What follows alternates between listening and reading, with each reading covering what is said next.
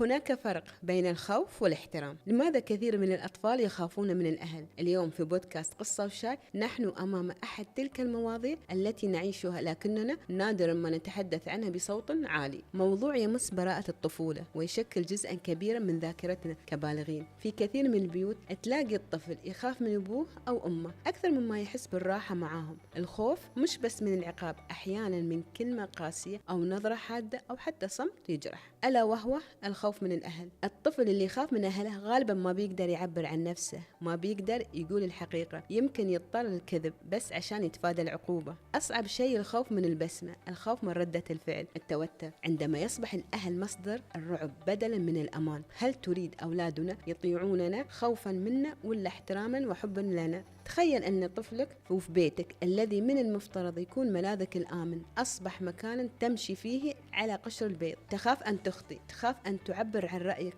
تخاف حتى من صوت خطوات والديك. الخوف من العقاب الجسدي واللفظي، الصراخ والضرب. الخوف من الإحباط، من الفشل، الوالد بيفرح إذا جبت علامة كاملة، لازم ما أنزل. الخوف من فقد الحب والقبول، إذا قلت لا، إذا ما سويت هالشيء بيزعلون مني، ما بيكلموني. الحب المشروط، الخوف من التعبير عن مشاركة مشاعرهم أو حتى رأيهم، لأنه بيكون عيب أو اسكت أنت صغير. هنا تضعف شخصيتهم والشعور الدائم بالدونية. ممكن تكون هناك مشاكل مدى الحياة، القلق، خوف من اتخاذ القرار، ضعف من التعبير عن النفس. أنا وأنتو نسأل ليش يصير الخوف؟ يمكن تفكير الأهل أن نربي العيال على الخوف لأنه أساس التربية والاحترام، أو أن أصلا الأهل أساسا متربين على الخوف ويكررون نفس الشيء، نفس النمط بدون تفكير. ولا يمكن تفريغ طاقة الأهل من ضغوطات الحياة الخارجية على أطفالهم ويولد الخوف فيهم. الفرق بين التربية بالخوف والتربية بالحب، الخوف يخلق مسافة والحب يخلق القرب.